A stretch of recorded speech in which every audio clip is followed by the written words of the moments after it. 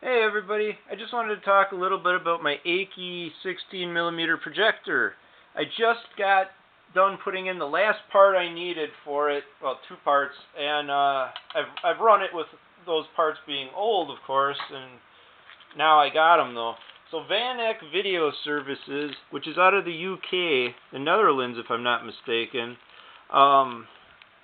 they 3D print new parts for if certain new parts for things, and mine happened to be one of those certain new things that luckily they had.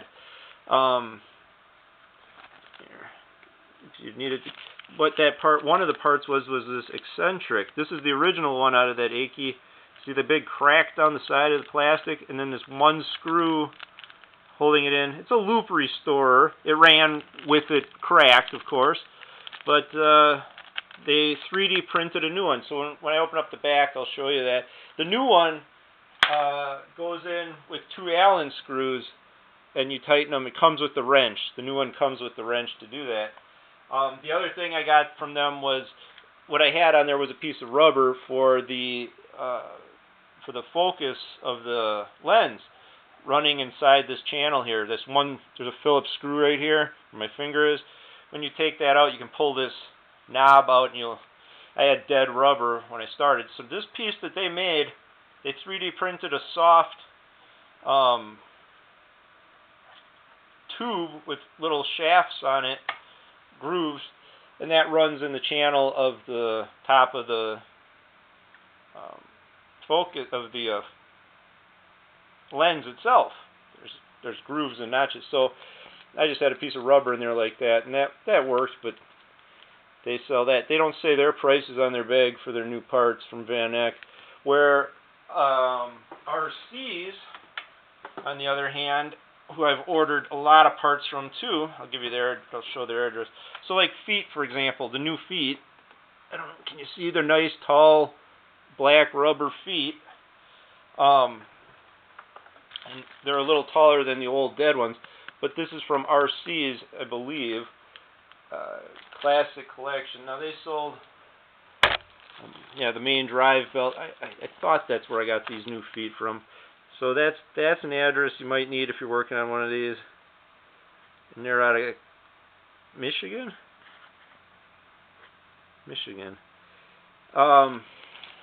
But new feet were $20, and they come with the screws for putting them in, and the washers as well. So that's a nice thing. Let's open this up. I'll show you. Now I had a lot of things to work, and this is one of those things.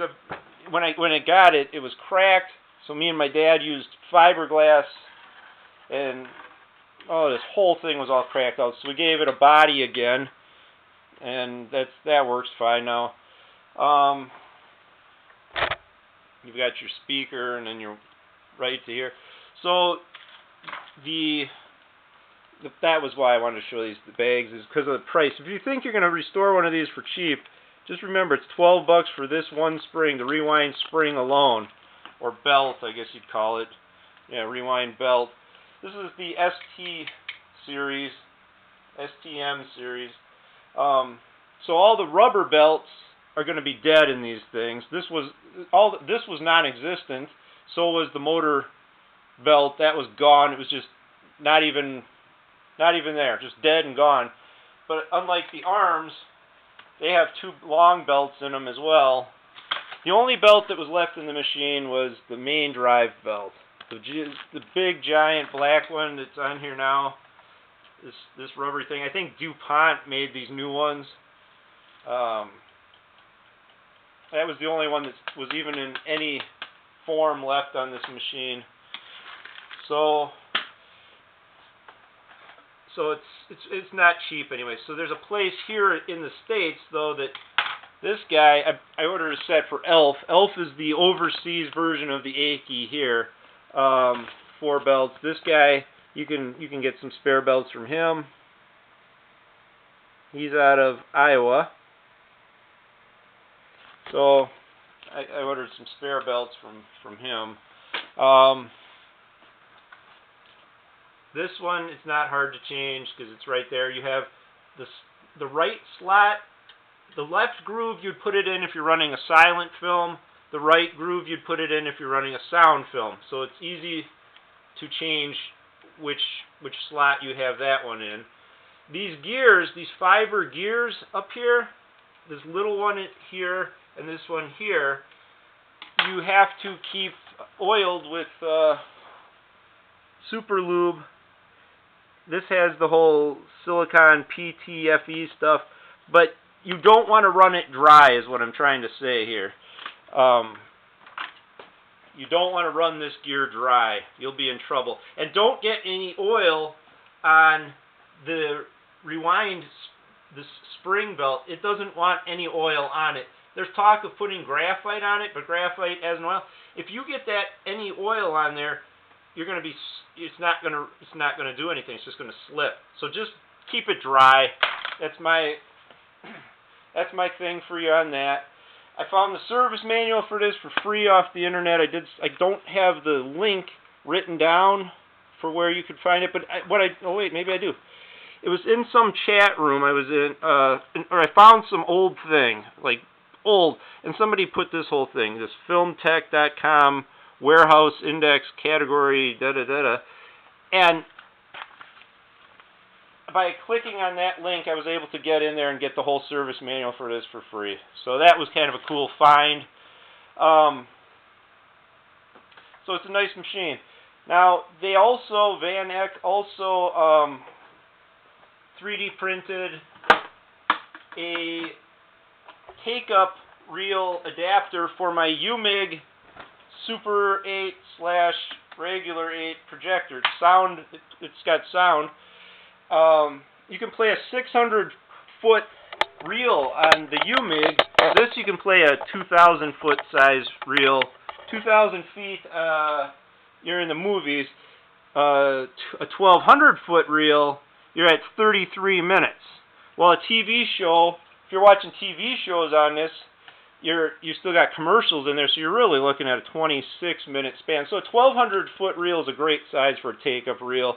If you're only going to watch up to half-hour TV shows, you need the 2,000-footer if you're going to get into movies and stuff that's longer. But really, everything I got falls into and up to the 1,200-foot reel size. So keep that in mind.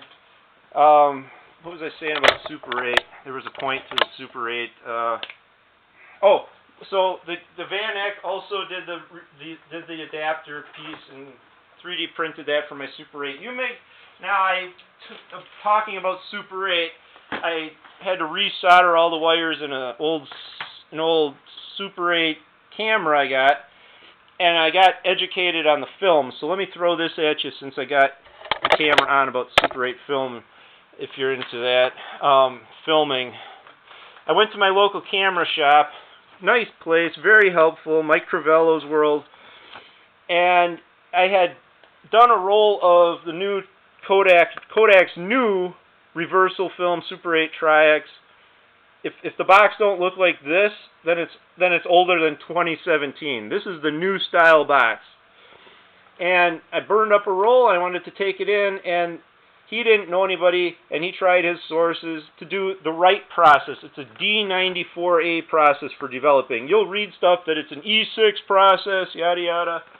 Well, that's great, but the right process is that for this film. So I ended up sending it out anyway he gave me all these places, all these places that do develop the new Super 8 film. And I ended up going with this place, Pro 8mm out of Burbank, California. You throw it in an envelope, you mail it, United States Postal Service. It's like $25 plus another, however much you're going to pay for shipping it back to you. And I chose the cheapest for me, so it was another $5.95 for that or whatever. But there's another place out on the East Coast. This joint, they'll develop 8mm Tri-X. That was the thing. The thing about reversal film, so you've got the 5 new Kodak Super 8 films. There's 3 of them are Vision 3, and then some numbers after them. And then you got the Super 8 Tri-X, which is a reversal, and then you've got the new Ektachrome, which is a reversal. You can develop the Tri-X and the Ektachrome's in color. This is black and white. Those two, because they're already reversal, you just get them processed, and you'll be able to, you don't have to scan them or digitally do anything with them. You can just throw them right on your projector and go. They can be projected right after processing. So don't pay for what you don't need, I guess. The Vision 3 stuff, you got to go through all that digitalization crap, though.